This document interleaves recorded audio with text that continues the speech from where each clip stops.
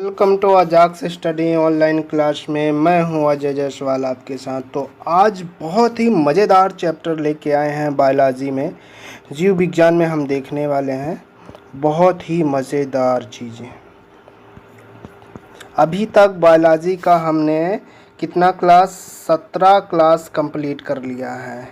भाग 17 जीव विज्ञान में हमने इसको पूरी तरीके से बाकायदा बहुत ही मज़ेदार और बहुत ही इंटरेस्टिंग, मैं तो पूरा गारंटी देता हूँ कि जो वीडियो देख रहा है उसको अलग से कुछ भी नहीं पढ़ना है। जितना मैं बता रहा हूँ अगर उस बंदे ने उतना कंप्लीट कर लिया तो इससे बाहर का कहीं नहीं आने वाला है। और बाकायदा आप लोग नोट्स तैयार करते चलें और बुक का भी सहारा ले सकते हैं बिल्कुल। उसमें भी जो आपको लगे कि ऐसा पॉइंट हमें लिखना है तो वो भी अपने नोट्स में एक बार लिख लें। क्लियर है? तो हमारा क्या चल रहा था, हम पढ़ रहे थे टिश्यूज़ में एनिमल टिश्यूज़ पढ़ रहे थे। एनिमल टिश्यूज़ मतलब है जंतु ऊतक में हमने बहुत सारी चीज़ें कंप्लीट कर ली हैं, लगभग समाप्त होने वाला है। अभी पिछले क्लास में 17 क्लास में हमने 17वीं क्लास में क्या पढ़ा? 17वां क्लास हमारा था कंकाल तंत्र यानी स्केलेटल टिश्यूज़ किस में आता है? एनिमल टिश्यूज़ के कौन से वाले पार्ट में आता है? संयोजी ऊतक, है ना। एक प्रकार से देखा जाए तो हड्डी भी, क्या सर हड्डी ऊतक है? बिल्कुल ऊतक है। ब्लड ऊतक है सर? बिल्कुल, ये प्रश्न पूछ चुका है कई बार, ब्लड ऊतक है। तो हमने हड्डी को पूरी तरीके से एक एक हड्डी 206 हड्डियां होती है वयस्क मनुष्य में और नवजात शिशु में 300 के आसपास होती हैं। क्लियर है? तो हमने उन 206 सभी हड्डियों को एक एक हड्डी पढ़ा, एक एक हड्डी। और मैं उम्मीद करता हूँ कि उस 206 हड्डी में से कहीं से भी कोई भी हड्डी का नाम आ जाएगा तो आप लोग बता लोगे। मैं ये कह सकता हूँ पूरा दावे के साथ, मुझे पूरा भरोसा है आप लोगों के ऊपर। क्लियर है? मुझे पूरी उम्मीद है। आगे आज हम संयोजी ऊतक में हमने स्केलेटन सिस्टम पढ़ा। आज हम संयोजी ऊतक में क्या पढ़ेंगे? फ्लूइड टिश्यू,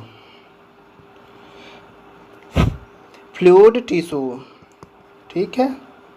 फ्लूइड टिश्यूज़ में कौन सा आएगा? ब्लड, ठीक है। ब्लड भी एक प्रकार का ऊतक है, ध्यान रखना। ब्लड को हम एक चैप्टर ही होता है ब्लड को हम पूरी तरीके से इसमें कवर करने का कोशिश करेंगे। ब्लड में क्या क्या पढ़ना है अपने को? ब्लड में सर आज मैं आपको बताने वाला हूँ कि जब हमारे शरीर में जब चोट लगता है तो कुछ समय बाद क्या होता है? रक्त का थक्का बन जाता है, रक्त का। क्लियर है? थक्का कैसे बनता है? रक्त क्यों जाम हो जाता है? क्यों बहना बंद हो जाता है? किसके कारण हो जाता है? ये सब सारी चीज़ें मैं आपको बताने वाला हूँ। वीडियो को लास्ट तक देखना है। क्लियर है? तो इसमें कोई भी डाउट नहीं है ना।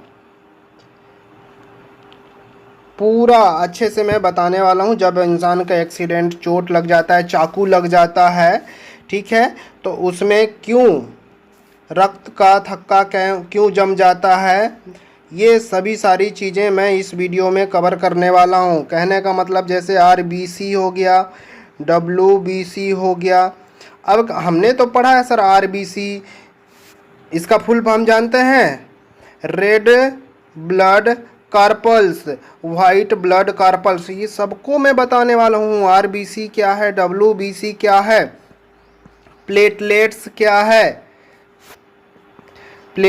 क्या है, ये तीनों चीज़ें हम पढ़ने वाले हैं, इस ब्लड में कवर करेंगे, है ना। कहीं जाइएगा नहीं,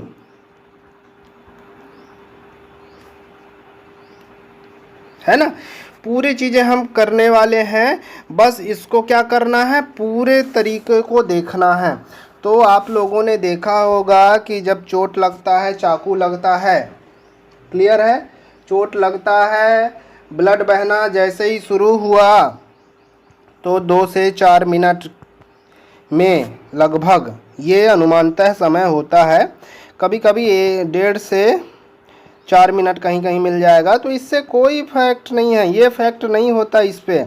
अब आप कहोगे कि सर क्यों नहीं होता, मैं बता दूं, एक विटामिन के है, विटामिन के का नाम सुना होगा। अगर जिसके शरीर में इसकी मात्रा कम होती है उसके शरीर में तो रक्त का थक्का जमता ही नहीं है।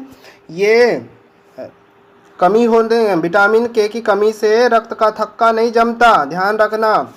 हमने अभी पीछे में एनीलिडा पढ़ाया ना, एनीलिडा पढ़ाया सर, एनीलिडा में हमने क्या पढ़ाया, जोक पढ़ाया ना सर। जोक क्या करता है, हमारे शरीर के स्किन से चिपक जाता है, अपनी चोंच चूसक को क्या है घुसा देता है, और घुसा देता है, घुसाने के बाद क्या करता है, एक प्रकार का रसायन छोड़ता है। रसायन छोड़ने के बाद दिखाया हूँ मैं वीडियो में, रसायन छोड़ता है और फिर क्या करता है, उसको वहाँ पे जो रसायन छोड़ देता है उसके कारण रक्त क्या है, थक्का नहीं जमता है ना, रक्त वहाँ पे थक्का नहीं जमता, वो रक्त बहता रहता है, बहता रहता है, और वो लोग मज़े से उसे पीते रहते हैं। तो ये चीज़ें होता है, जोंक यही काम करता है, क्लियर है। मैं पूरी चीज़ें इसमें कवर करने वाला हूँ, है ना, पूरा प्रोसेस बताऊँगा कि रक्त का थक्का क्यों जमता है, और दूसरा चीज़ ये भी बताने वाला हूँ। क्या सर बताने वाले हैं, ब्लड ग्रुप भी इसी में बताऊंगा। ब्लड ग्रुप ए बी और ओ, कितने ब्लड ग्रुप हैं, 4 ब्लड ग्रुप हैं, 1 2 3 और ये 4 ब्लड ग्रुप हैं, क्लियर है। ए बी को सर्वग्राही क्यों कहा जाता है ये मैं बताने वाला हूँ। ओ को सर्वदाता क्यों कहा जाता है वो भी मैं बताने वाला हूँ, क्लियर है। ये सब सारी चीज़ें मैं इसमें कवर करने वाला हूँ पूरे वीडियो में, और आपको मज़े से दिखाने वाला भी हूँ, क्लियर है। तो बहुत मज़ा आने वाला है साइंस की क्लास में। चले तो अब हम शुरू करते हैं, पढ़ाई करते हैं, क्या शुरुआत करते हैं अपन फ्लूइड टिश्यूज, मतलब तरल ऊतक, क्लियर है। फ्लूइड टिश्यू में देखते हैं क्या, शुरुआत करें।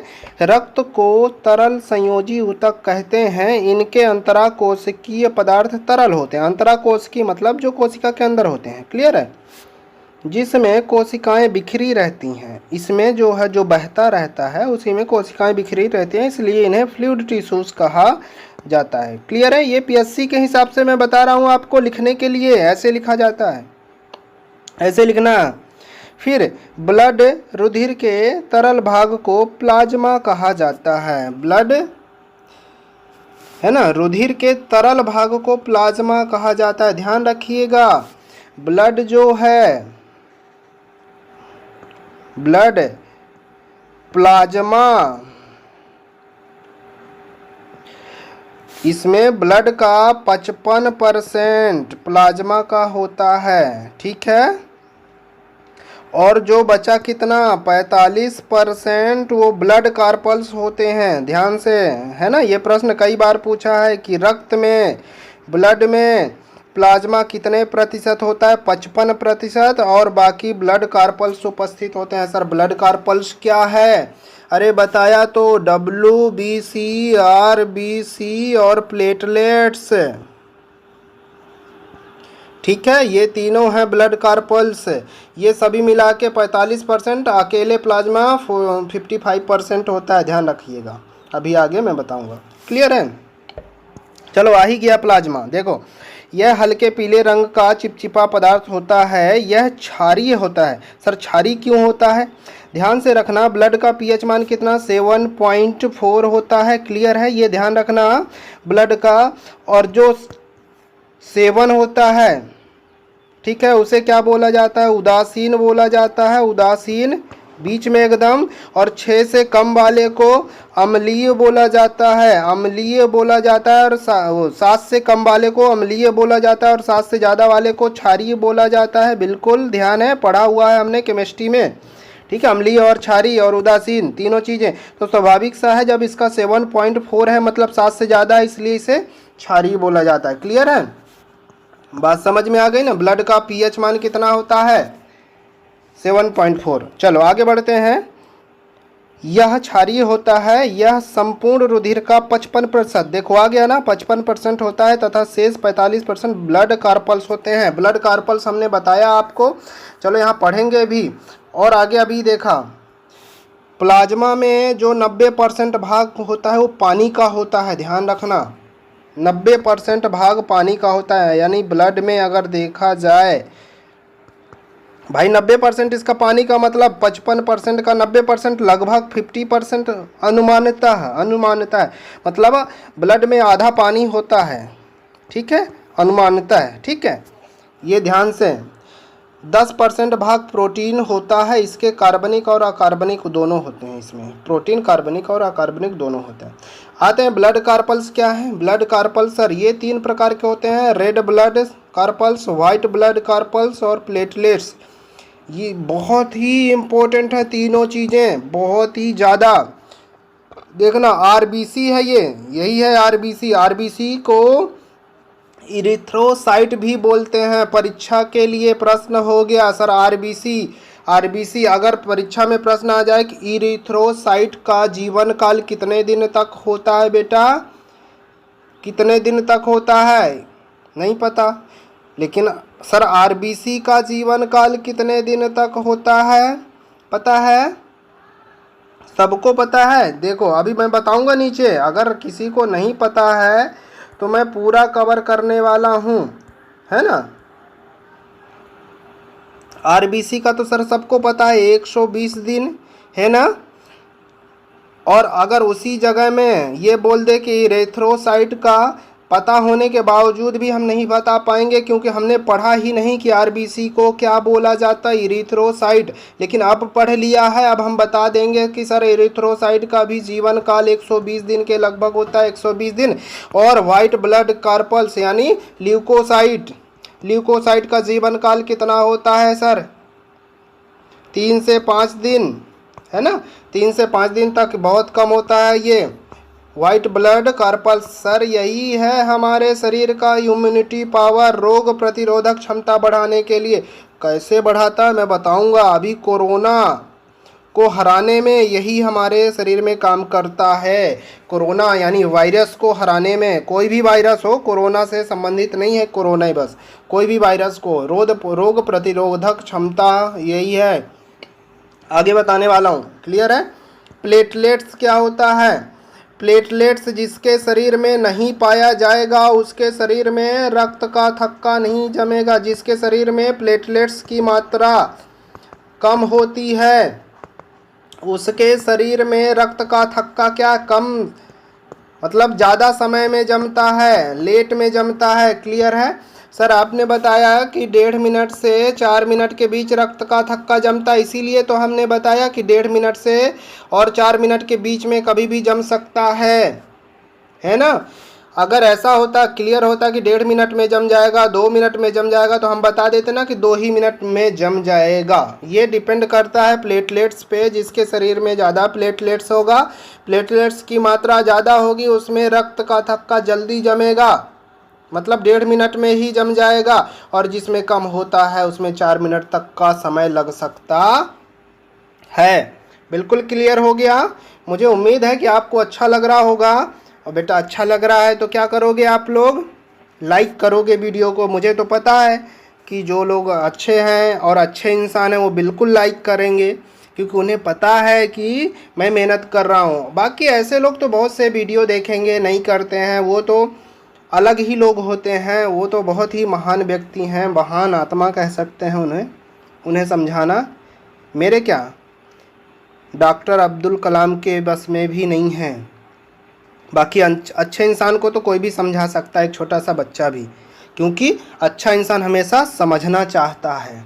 वो कभी उसे ये सोच के नहीं पढ़ता कि मुझे नहीं समझना है, उसे ये सोच के पढ़ता है कि मुझे समझना है ना। चलो बिल्कुल समझना है, आगे बढ़ते हैं।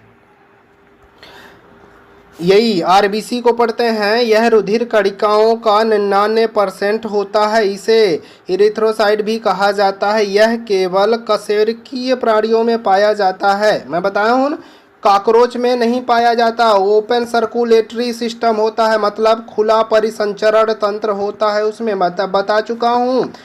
क्लियर है। उसमें ब्लड लाल कलर का नहीं मिलता है, ध्यान रखना। लाल रुधिर में हीमोग्लोबिन नामक एक प्रोटीन रंजक होता है। ध्यान से, ये बहुत ही इंपॉर्टेंट है। हीमो का मतलब होता है आयरन। आयरन 4% और प्रोटीन 96%। ये कई बार परीक्षा में प्रश्न पूछा है कि हीमोग्लोबिन किन दो धातुओं या किन दो पदार्थों का मिश्रण है। पहला है आयरन हीम का और दूसरा है प्रोटीन का। इसका परसेंट पूछे आयरन का तो 4% सर, 4% है और 96% क्या है, प्रोटीन। आयरन का क्या काम होता है मैं बताने वाला हूं अभी आगे। आयरन जो है Fe2 आयरन, ये आयरन आयन है। ये काम क्या करता है, ऑक्सीजन को बांधता है, बांध लेता है और मुक्त करने के पास इसकी क्षमता होती है। ऑक्सीजन को बांधना और मुक्त करने की क्षमता होती है। जब ब्लड बहता है ना हमारे शरीर में, ऑक्सीजन क्यों बहता है, यही आयरन जो है, आयरन ऑक्सीजन को बांध लेता है और जहाँ पे उसे आवश्यकता होता है वह वहाँ पे छोड़ देता है। इसीलिए हमारे शरीर में आयरन की आवश्यकता होती है। क्लियर है। अच्छा लग रहा है, बिल्कुल।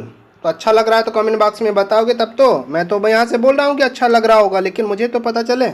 चलो आगे बढ़े।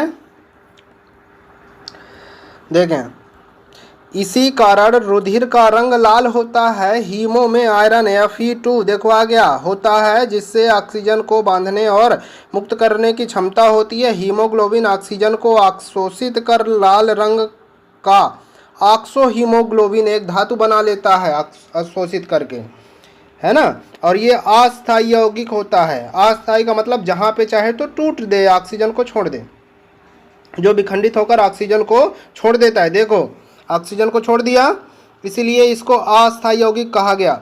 यह ऑक्सीजन मानव के विभिन्न हिस्सों में पहुंचाती है, बिल्कुल पहुंचाती है, और कार्बन डाइऑक्साइड को वापस लाने का कार्य भी करती है ना। आगे बढ़ते हैं। स्तनधारियों के लाल रुधिर कणिकाओं में केंद्रक का पूर्ण अभाव होता है। ध्यान रखना, एक ही ये अगर पूछा जाए कि ब्लड में क्या सर केंद्रक होता है, बिल्कुल नहीं होता। ध्यान रखना, ब्लड में कोई केंद्रक उपस्थित नहीं होता। ठीक है। ब्लड एक ऐसी ऊतक है जिसमें केंद्रक नहीं होता, ध्यान रखिएगा। लेकिन एक ऐसा जीव है क्या, एक ऐसा जीव है क्या, ऊंट। ऊंट में जो ब्लड पाया जाता है उसमें केंद्रक होता है। ये अपवाद है, ध्यान रखना, है ना। पूछ सकता है कभी भी, है ना। अपवाद को हमेशा ध्यान रखना चाहिए। आगे बढ़ते हैं। स्तनधारी प्राणियों में ऊंट ऐसा प्राणी है जिसके लाल रुधिर कणिकाओं में केंद्रक पाया जाता है। जीवन काल में बताया ना 90 से 120 दिन तक का होता है। अब आते हैं व्हाइट ब्लड कार्पल्स यानी WBC। आज अच्छे से समझ में आया होगा सर कि RBC WBC हम तो पढ़ते आ रहे हैं ऑप्शन में, एक RBC दूसरा WBC। सर ये RBC और WBC है क्या, अब समझ में आया सर WBC RBC क्या है, समझ गए। चलो WBC को पढ़ते हैं। इन्हें ल्यूकोसाइट भी कहा जाता है। इसका जीवन काल 3 से 5 दिन तक होता है। श्वेत रुधिर कणिकाएं केंद्रक युक्त, है ना। देखना RBC में केंद्रक नहीं होता, लेकिन श्वेत रुधिर कणिकाओं में केंद्रक होता है। ध्यान रखना, परीक्षा के दृष्टि से प्रश्न हो गया। हीमोग्लोबिन रहित मतलब हीमोग्लोबिन उसमें नहीं पाया जाता। ये दो प्रकार के होते हैं, लिम्फोसाइट और मोनोसाइट। दोनों का बहुत ही अहम रोल है। ये एक प्रकार का हमारे शरीर का रोग प्रतिरोधक क्षमता बढ़ाने का कार्य करता है। ठीक है, ध्यान से रहे।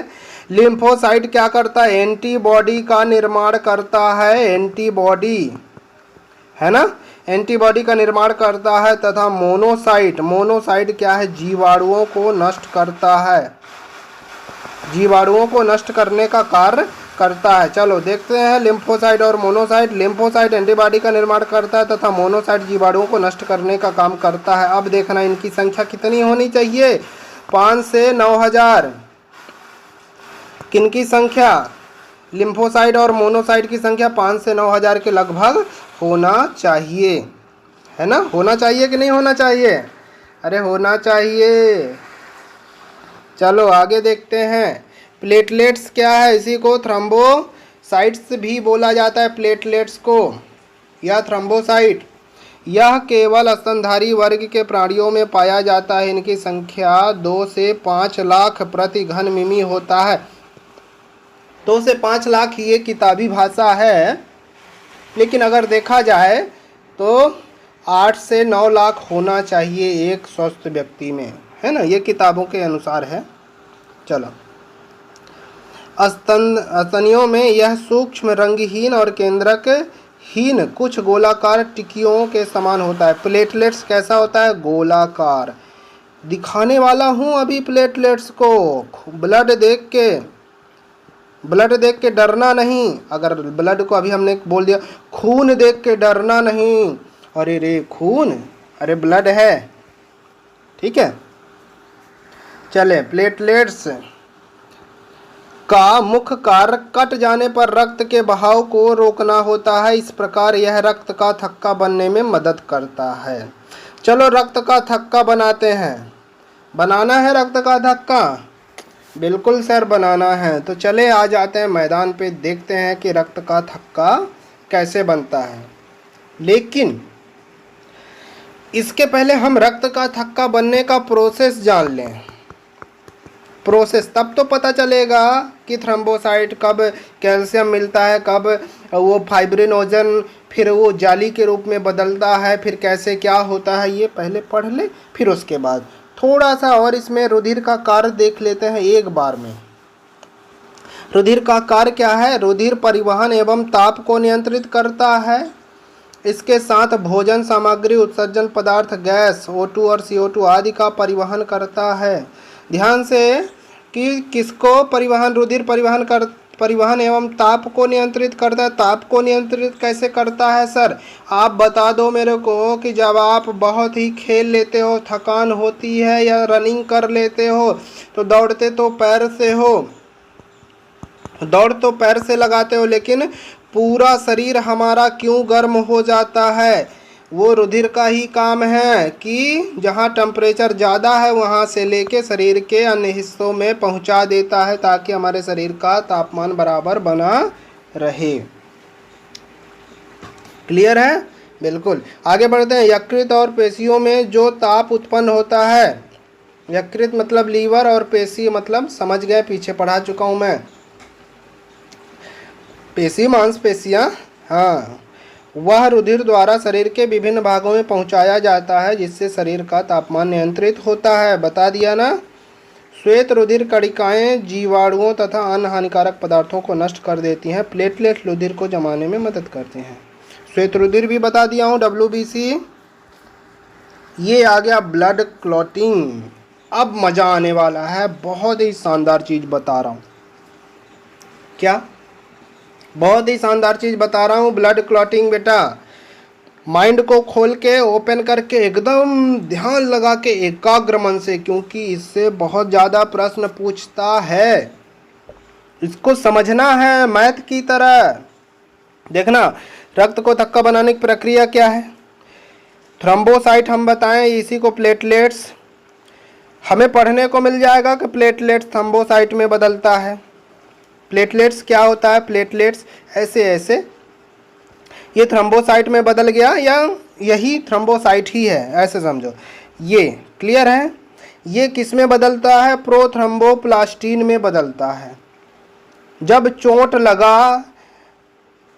चोट लगी, मतलब अरे गाना नहीं यार, हाँ कि गाना शुरू, अरे जब हाथ में कहीं और नहीं, कि जब चोट लगी, चोट लगा, जैसे ही चोट लगा तो प्लेटलेट्स जो हमारे शरीर में उपस्थित होता है थ्रम्बोसाइट में टूटता है, थ्रम्बोसाइट में बदलता है और फिर वो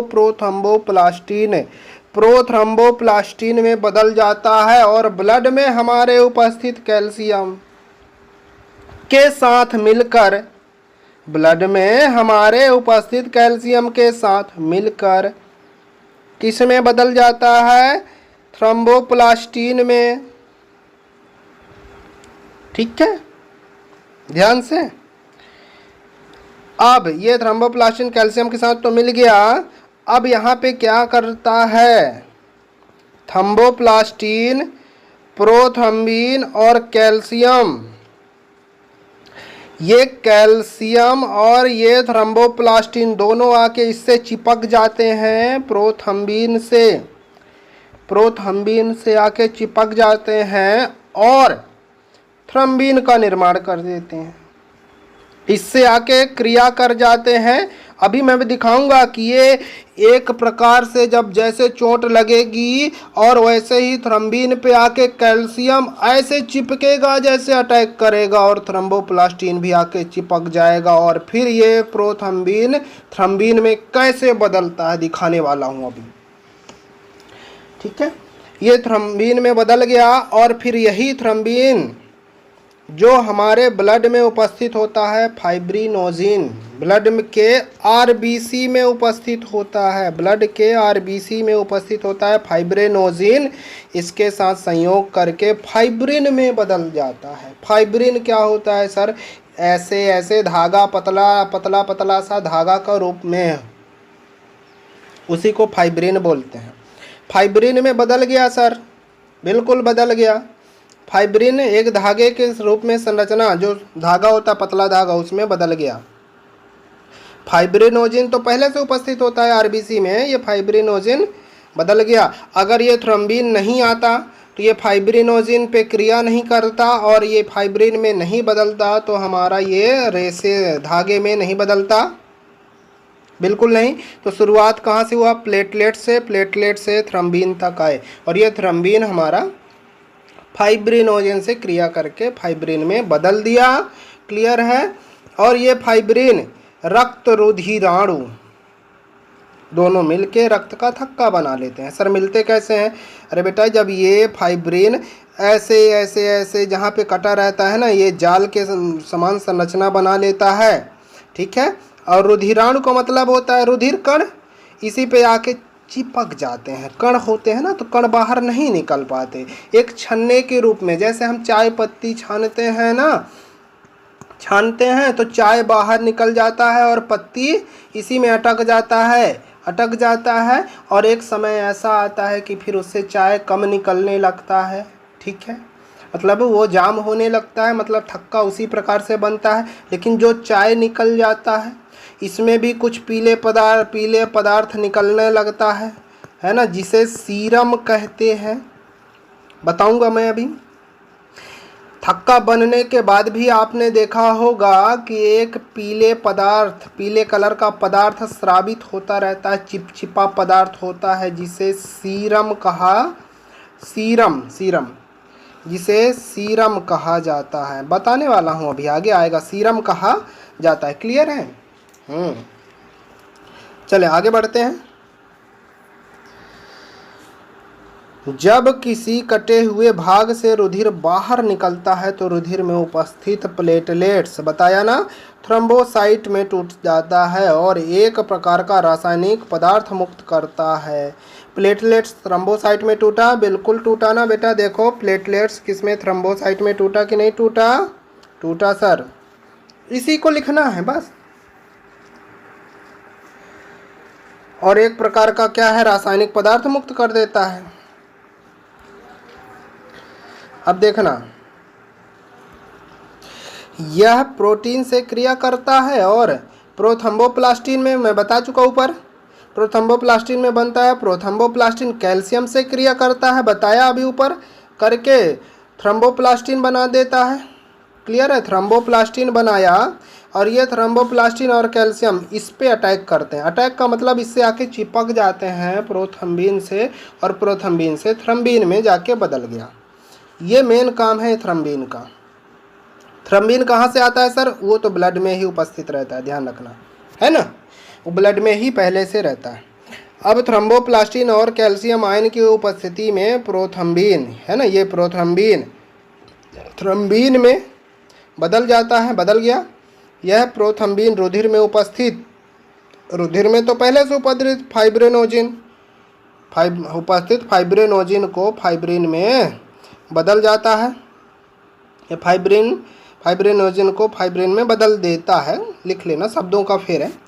हाँ, यह फाइब्रिन कटे हुए भाग पर पहुंचकर एक जाल जैसी संरचना बनाता है। फाइब्रिन मतलब ये पतला धागा, और जाल जैसी संरचना बना लेता है, क्लियर है, जिसे आरबीसी के कण जाकर चिपक जाते हैं। चिपक गए ना, चिपक जाते हैं और एक जाल जैसी संरचना बना लेते हैं, जिसे रक्त का थक्का कहते हैं। थक्का बहने वाले रुधिर को बंद कर देता है। थक्का जो जम गया वह रुधिर को बहने वाले था, जो बाहर बह रहा था, उसको बंद कर देता है। रुधिर स्कंदन के बाद कुछ पीला भाग रह जाता है, जिसे सीरम कहते हैं। सीरम का थक्का नहीं बन सकता क्योंकि इसमें फाइब्रिनोजेन उपस्थित होता ही नहीं है। रुधिर में प्रायः एक प्रतिस्कंदन होता है जिसे हिपेरिन कहते हैं। एक प्रतिस्कंदन होता है जिसे हिपेरिन कहते हैं। आगे मैं अभी बताने वाला हूँ आपको एंटीजन और एंटीबॉडी। तो इसके पहले हम थक्का देख लेते हैं, कैसे थक्का बनता है। बहुत मज़ा आने वाला है, लेकिन आज मैं ये आपको एंटीजन और एंटीबॉडी पढ़े होंगे, लेकिन आज समझ में आ जाएगा, है ना। एंटीबॉडी, ब्लड ग्रुप पढ़ा ना अपने, ब्लड ग्रुप, है ना, इसी ब्लड ग्रुप में एंटीजन और एंटीबॉडी उपस्थित होते हैं बेटा, दोनों चीज़ें होता है, लेकिन अभी आप लोगों ने जाना नहीं होगा। इसी में RH फैक्टर भी होता है ना, RH फैक्टर। ये RH रिसस बंदर के नाम से किया गया था खोज इस पे सर्वप्रथम, इसलिए लैंडस्टीनर ने किया था, है ना, RH फैक्टर का खोज, तभी ये हुआ था, क्लियर है। RH फैक्टर, इसी में RH फैक्टर के बारे में फिर आगे डिटेल करूंगा, अभी तो यही बताने लगा तो हम ब्लड क्लॉटिंग भूल जाएंगे उधर बताने के लिए। चलें आगे देखते हैं ब्लड क्लॉटिंग। ब्लड को देख के डरना नहीं है, ठीक है, ब्लड को देख के क्या है, डरना नहीं है। ब्लड क्या है सर? खून। सब्जी काटते हो सब लोग घर में, देखना ये बेचारी, ये लड़की सब्जी काट रही है, बेचारी की उंगली पे लग जाता है, और जैसे ही लगता है क्या होता है दिखाऊंगा अभी। ब्लड क्लॉटिंग यही है, क्लियर है? बिल्कुल सर, देख रहे हैं सब्जी काट रही है, बिल्कुल दूसरी तरफ देख रही है। आप लोग गलती मत करना। देखो यहाँ पे चोट लगा इसका, ठीक है, ये देखो यहाँ से ब्लड कार्पल्स निकल रहे हैं, ये ब्लड रुधिराणु, ये गोल टिकिया के आकार के रूप में निकल रहा है। ये पीला पीला जो है यही है प्लाज्मा, सीरम, ठीक है, इसी से ये देखो ब्लड कार्पल्स निकल रहा है, क्लियर है। अब एक चीज़ मैं यहाँ पे बताने वाला हूँ, ये चीज़ ब्लड प्लेटलेट्स, ये पीला वाला भाग क्या है सर? ब्लड प्लेटलेट्स, है ना, ब्लड प्लेटलेट्स, जिसके शरीर में प्लेटलेट्स की संख्या क्या होगी सर? कम होगी। जिसके शरीर में प्लेटलेट्स की संख्या कम होगी सर, उसमें ब्लड क्लॉटिंग, ब्लड मतलब रुधिर का थक्का धीमे लेट से जमेगा, है ना, ये डिपेंड करता है प्लेटलेट्स पे। देखो यहाँ से शुरुआत होता है प्लेटलेट्स से, क्लियर है। चलो आगे बढ़ते हैं। प्लेटलेट्स से देखना, प्लेटलेट्स किस में टूटता है सर? हमने बताया था थ्रोम्बोप्लास्टिन में टूट गया। ब्लड थ्रोम्बोप्लास्टिन में टूटा कि नहीं टूटा? बिल्कुल सर, थ्रोम्बोप्लास्टिन में बदल गया। अब आगे क्या पढ़ना है इसमें से? थ्रोम्बोप्लास्टिन में तो सर बदल गया, लेकिन आपने अभी और क्या बताया है, वो फैक्ट अपने को ध्यान में रख कर चलना है। ऐसा नहीं है कि इधर पढ़ रहे हैं, वीडियो देख रहे हैं, उधर भूल जाएं। तो हम पहले भी बता चुके हैं आपको कि नोट्स अपना बनाते हुए चलना है। थ्रोम्बोप्लास्टिन है ना, बिल्कुल। अब आगे देखो थ्रोम्बोप्लास्टिन क्या करता है, ये थ्रोम्बोप्लास्टिन में बदल रहा है। अब थ्रोम्बोप्लास्टिन में बदल गया। हमने क्या बताया था कि थ्रोम्बोप्लास्टिन कैल्शियम आयन, क्लियर है, थ्रोम्बोप्लास्टिन है ना, और बीच में क्या रहेगा, इधर तो कैल्शियम आयन है, बीच में क्या रहेगा, प्रोथम्बीन। देखना ये क्या है बेटा, ये थ्रोम्बोप्लास्टिन है और ये यही है प्रोथम्बीन, दिखाऊंगा अभी, क्लियर है। चलो आगे बढ़ते हैं, देखना कैसे अटैक करेगा इस पर। कैल्शियम आयन हो गया, ठीक है, देखो दिख रहा है प्रोथम्बीन, ये प्रोथम्बीन, क्लियर है। प्रोथम्बीन पे देखना ये दोनों आके एकदम से चिपक जाएंगे, अटैक करेंगे, फिर काहे का निर्माण कर लेंगे, कैल्शियम और थ्रोम्बोप्लास्टिन इस पर प्रोथम्बीन पे आके चिपक जाते हैं, ये प्रोथम्बीन है उस पे आके चिपक जाते हैं और फिर थ्रोम्बीन का निर्माण करेंगे, देखना है, क्लियर है। देखो क्लियर है, ये थ्रोम्बीन दिख रहा है, थ्रोम्बीन दिख रहा होगा, उस पे आके चिपक गए और ये थ्रोम्बीन का निर्माण कर लिए, ठीक है, दिख रहा है। अब देखना थ्रोम्बीन के बाद क्या है, थ्रोम्बीन तो बन गया था, थ्रोम्बीन जो बना वहाँ से किसके साथ संयोग होता है, अपना नोट्स जो पुराना बनाते गए उसको खोल लें, देख लें। थ्रोम्बीन, ये थ्रोम्बीन है ना सर, थ्रोम्बीन में बदला था, बदला था कि नहीं बदला था, बदला था थ्रोम्बीन और थ्रोम्बीन फाइब्रिनोजिन दोनों मिलके किस में बदल जाएंगे, फाइब्रिन में, फाइब्रिन में बदलेगा। अब देखना ये दोनों कैसे मिल जाएगा और फाइब्रिन में बदलेगा। ये ब्लड के अंदर की संरचना है, ये हो रही है, उधर इतने समय में ब्लड उधर निकल रहा है, निकल रहा है, ब्लड निकल रहा होगा। ये काम 2 से 1.5 से 4 मिनट के बीच में ये प्रक्रिया होती है। चलो आगे देखते हैं कैसे फाइब्रिन में बदलता है। देखो बदल रहा है, ये देखो फाइब्रिन में बदल गया, मतलब ये पतली संरचना एक रेशे के अनुसार बदल गया, धागे नुमा संरचना में बदल गया। अब देखना ये धागे नुमा संरचना जाके जहाँ पे कटा हुआ भाग है वहीं पे जाके ऐसे ऐसे ऐसे जाल के रूप में बन जाएगा। देखना जा रहा है, ये देखो पूरा जा रहा है, बाहर जा रहा है, ये देखो पतला पतला दिख रहा है, वही फाइब्रिन जा रहा है। देखना यहीं पे बाहर जाके एक जाल जैसी संरचना देखो ये बना रहा है, जाली बना रहा है, बना रहा है, और इसी में ये ब्लड कार्पल्स जाके अटक गए ना, अटक गए, ब्लड कार्पल्स जाके अटक गए और रुधिराणु वहाँ पे चिपक गए, पूरा जाके देखो ये जाल जैसे संरचना बना लिया है ना, यही है, ब्लड क्लॉट हो गया, क्लियर है, ब्लड यहाँ पे क्लॉट हो गया, बंद हो गया, और कुछ पदार्थ चिपचिपा निकलता रहता है जिसे सीरम कहा जाता है। अब देखो ब्लड अपने पुराने अवस्था पे नली पे वहीं पे बहना फिर से चालू होता है, बाहर बंद हो जाता है। देख रहे हो कैसे जाल जाल जाल जाल, घास फूस इसको मत समझना, ये फाइब्रिन है, घास फूस की तरह दिख रहा है, ये जाम कर देता है, क्लियर है। यही तरीका है ब्लड क्लॉटिंग का और कुछ नहीं। अब अच्छे से समझ में आ गया होगा, तो ब्लड क्लॉटिंग को हमने समझ लिया अच्छे से, क्लियर है। अब किसी को कोई दिक्कत नहीं होगी ना, ब्लड क्लॉटिंग लिख लेंगे, समझ लेंगे ब्लड क्लॉटिंग। बिल्कुल सर, ब्लड क्लॉटिंग तो समझ में आ गया। कैसे पता मुझे कि आपको आया समझ में कि नहीं आया, पता करवाओ जल्दी से, बार बार इशारा नहीं करूँगा, समझदार के लिए इशारा ही काफ़ी है, लाइक और सब्सक्राइब बस वही चाहिए, और क्या, समझ जाऊँगा मैं। चलो आगे बढ़ता हूँ, क्या पढ़ना था सर, एंटीजन आपने बोला था बताने को, एंटीजन और एंटीबॉडी, क्लियर है, एंटीजन और एंटीबॉडी दोनों बताऊंगा मैं। जब कोई बाहरी जीव, ठीक है, किसी माध्यम से शरीर में प्रवेश करता है, बाहरी जीव क्या करता है, जीव का मतलब क्या हो गया यहाँ पे बता रहा हूँ, वह परोक्ष या अथवा अपरोक्ष रूप से कुछ प्रोटीन यौगिकों का उत्पादन करता है ना। ये उत्पादन प्रोटीन, लिपिड हो, कार्बोहाइड्रेट हो, ग्लाइकोलिसिस हो इत्यादि होते हैं। शरीर में प्रवेशित इन्हीं प्रोटीन को एंटीजन कहते हैं। एंटीजन एक प्रकार का प्रोटीन है हमारे शरीर में अंदर उपस्थित। जब कोई बाहरी जीव किसी माध्यम से हमारे शरीर में प्रवेश करता है तो वह परोक्ष अथवा अपरोक्ष रूप से कुछ प्रोटीन यौगिक का उत्पादन करता है, समझना है ना। हमारे शरीर के अंदर कोई जीव चला गया और अनजाने जाने में वहाँ पे काहे का उत्पादन कर दिया, प्रोटीन का, है ना, प्रोटीन का उत्पादन कर दिया और शरीर में प्रवेश इन्हीं प्रोटीन को एंटीजन कहा जाता है। एक प्रकार का एंटीजन क्या हुआ, प्रोटीन हुआ, है ना। क्लियर है, चलो तो समझ में आ गया।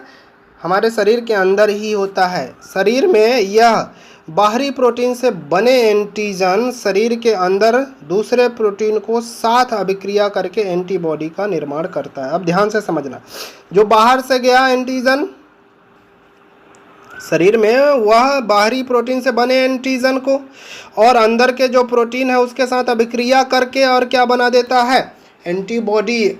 अकेले एंटीबॉडी निर्माण नहीं हो सकता, वो एंटीजन और शरीर के अंदर उपस्थित प्रोटीन से ही एंटीबॉडी का निर्माण होगा। जैसे हम दूध पीते हैं ना, दूध के साथ हमारे अंदर जीव, बैक्टीरिया, विषाणु अंदर जाते हैं, बिल्कुल जाते हैं सर।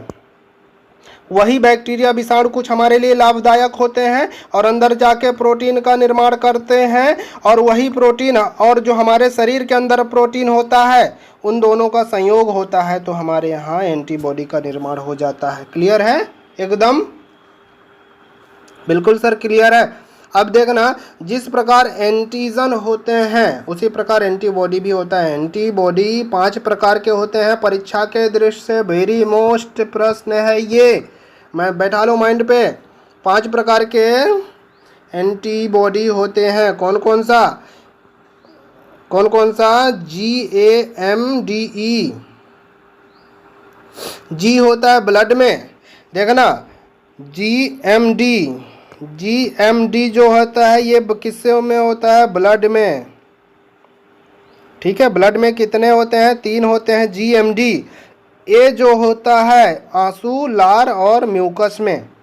क्लियर है सर। ये एंटीबॉडी समझना, बैक्टीरिया को नष्ट करने के लिए जो हानिकारक बैक्टीरिया होता है समझना, आंसू में भी उपस्थित होता है, लार में भी होता है, म्यूकस में भी होता है।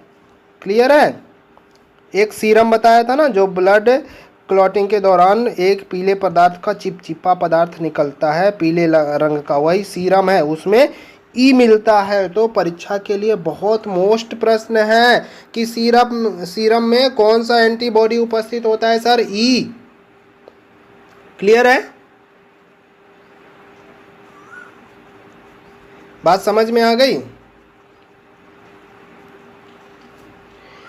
अब आपको लग रहा होगा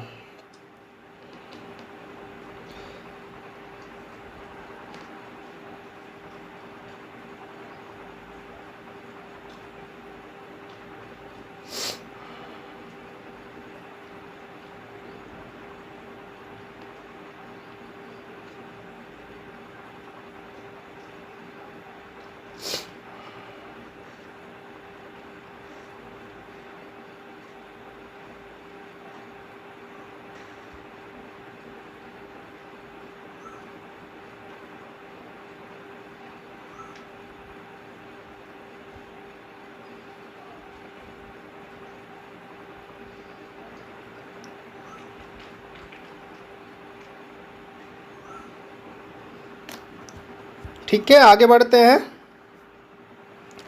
ये तो समझ में आ गया, ये पूरे याद कर लेना, एकदम रट्टा मार लेना, है ना।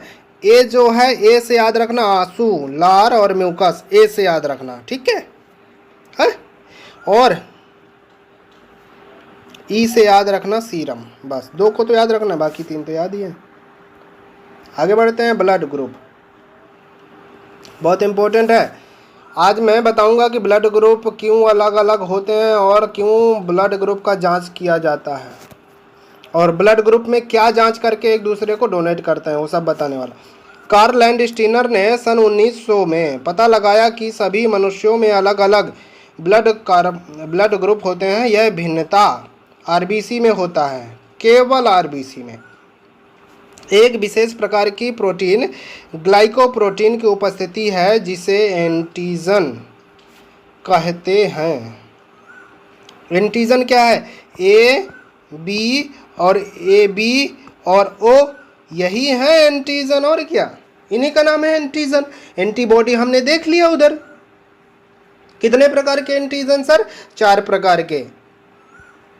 कितने प्रकार के एंटीबॉडी सर? 5 प्रकार के। क्लियर है? बिल्कुल सर क्लियर है। आगे बढ़ते हैं। ये आते हैं ब्लड ग्रुप। क्लियर है? यहाँ पे ब्लड ग्रुप देखते हैं। Blood group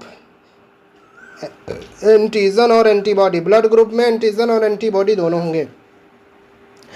blood group A में एंटीजन सेम होता है, मतलब क्लियर हो गया। ब्लड ग्रुप ए में एंटीजन सेम होता है लेकिन एंटीबॉडी अपोजिट होता है उसके। अब देखना क्यों अपोजिट होता है, मैं बताने वाला हूँ, ध्यान से समझना। अगर चलो पहले दूसरा भी देख लेता हूँ। ब्लड ग्रुप में एंटीजन सेम होता है लेकिन एंटीबॉडी अलग होता है। क्यों होता है बताने वाला हूँ मैं। अब ए बी को सर्वग्राही क्यों कहा जाता है और ए ओ को सर्वदाता क्यों कहा जाता है, ये भी बताने वाला हूँ। देखना, रुकना थोड़ा सा, बस जाना कहीं नहीं। ए जो है इसमें एंटीजन सेम होता है तो एंटीबॉडी अलग होना चाहिए। अब देखना, ए ब्लड ग्रुप जो होता है, समझना ये क्या है सर? सर्वदाता है। ये इसको ब्लड डोनेट कर सकता है, दे सकता है कि नहीं दे सकता सर? दे सकता है। ध्यान रखना कि ये एक दूसरे के अपोजिट जाके संलग्न होते हैं। अगर ये एंटीजन ए है तो ये एंटीबॉडी ए से ही जाके संयोग करेगा, लेकिन सामने वाले ए का नाम एंटीबॉडी है। ध्यान रखना, ए से ही संयोग करेगा लेकिन वो क्या है सर? एंटीबॉडी है। एंटीजन एंटीबॉडी से जाके मिलता है। ध्यान रखना, एंटीजन किससे जाके मिलता है? एंटीबॉडी से। एंटीबॉडी से, ध्यान रखना। अब आप सोचो कि इसमें क्या एंटीबॉडी है? ए और बी दोनों है कि नहीं है? बिल्कुल है सर। अब ध्यान से समझना सर, इसमें तो दोनों है एंटीजन, वो एंटीबॉडी ए प्लस बी दोनों हैं। अब इसको ब्लड देना है इसको, ठीक है? तो हमने क्या बताया? ए क्या है सर? यहाँ पे एंटीबॉडी है। एंटीबॉडी किसके साथ जाके जुड़ता है? ए के साथ। लेकिन ए क्या होना चाहिए? एंटीजन होना चाहिए। जुड़ जाएगा कि नहीं जुड़ेगा? ए और ए के साथ दोनों, एक एंटीजन और एक एंटीबॉडी है, जुड़ गया, इसलिए ओ सर्वदाता हो गया। क्लियर है? अब ए बी को सर्वदाता क्यों नहीं कहा जा सकता? ध्यान से समझना। अब सर इसमें तो एंटीबॉडी अनुपस्थित है ही नहीं, तो क्या इससे जाके मिलेगा? वो मिलेगा क्या? नहीं मिलेगा, इसलिए इसे सर्वदाता बिल्कुल नहीं कहा गया, इसलिए इसे सर्वग्राही कहा गया। उसको भी समझा रहा हूँ, सर्वग्राही क्यों कहा गया। सर्वदाता क्लियर हो गया क्योंकि इसमें एंटीबॉडी उपस्थित होता है, ए और बी, इसके कारण। अब ध्यान से समझना, ओ बी को दे सकता है ब्लड। क्यों दे सकता है? क्योंकि सर इसमें एंटीबॉडी क्या है सर? एंटीबॉडी दो ठो है, ए और बी। और सर यहाँ पे बी क्या है? एंटीजन है। तो सर बी वाला एंटीबॉडी एंटीजन से बी से आके संयोग कर लेगा, बिल्कुल से चिपक जाएगा। हो गया ना? इसलिए ये इसको भी दे सकता है। जब ए और बी को दे सकता है तो इसको भी तो दे सकता है, क्योंकि इसमें भी तो दोनों में है ए और बी एंटीजन, बिल्कुल। इसलिए जब तीनों को दे सकता है तो सर्वग्राही, वो सर्वदाता हो गया। बिल्कुल कॉन्सेप्ट समझ में आ गया होगा, है ना? यही समझना था। ये कोई नहीं बताएगा आपको कि क्यों सर्वदाता है और क्यों सर्वग्राही है। किसी ने पूछ दिया तो बता दोगे आप। अब आते हैं सर्वग्राही पे। क्लियर है? सर्वग्राही मतलब ये सभी का ग्रहण कर सकता है। क्यों ग्रहण कर सकता है? जैसे ए वाला इसको ब्लड दे सकता है, क्यों दे सकता है सर? अब देखना इसमें क्या एंटीजन है, ए और बी दोनों होता है। एंटीजन मान लो यहाँ पे हम कुछ टाइम के लिए ए ले रहे हैं, एंटीजन ए है ना, तो हमें अब ज़रूरत किसकी है? एंटीबॉडी ए की ज़रूरत है। एंटीजन ए है और वहाँ पे ज़रूरत किसकी है? एंटीबॉडी ए की है। अब क्या ए वाला, ए ग्रुप वाला इसको ब्लड दे सकता है? बिल्कुल। देखते हैं कि एंटीबॉडी क्या है सर इसमें। एंटीबॉडी बी है। तो सर ये तो यहाँ पे बी है, तो यहाँ पे ए है, ये ए है तो कहाँ चिपकेगा? लेकिन बेटा ये तो दोनों मिलते हैं ना, ए से नहीं चिपकेगा तो बी से चिपकेगा। क्लियर है? तो एंटीबॉडी बी जो है एंटीजन बी से चिपकेगा। बी ए वाले से अगर लेता है तो क्लियर है, बी वाले से लेता है तो बी में एंटीबॉडी ए है, तो इसमें एंटीजन ए है तो इससे जाके चिपक जाएगा बस। इसलिए ये सर्वग्राही हो गया। क्लियर है? किसी से भी ले सकता है ना। अब सर ये ओ से भी ले सकता है, बिल्कुल ले सकता है, क्योंकि इसमें देखो दोनों चीज़ें हैं। जब ये ए और बी से अलग अलग एंटीबॉडी से ले सकता है तो इसमें तो दोनों चीज़ें हैं, तो बिल्कुल ओ से इसीलिए ले सकता है ना। उम्मीद करता हूँ बिल्कुल क्लियर हो गया होगा एकदम स्पष्ट रूप से। ये वही मैंने लिखा है, ये ब्लड कार्पल्स है, ब्लड का एक बूंद है, ये हमने एंटीबॉडी लिखा है, ये एंटीजन है। एंटीबॉडी किससे जाके मिलता है? देखना ये एंटीजन किससे जाके मिल रहा है? ये एंटीजन बी एंटीबॉडी ए से मिल रहा है। वही चीज़ मैं बताया हूँ जो अभी बता रहा हूँ, तो ठीक है।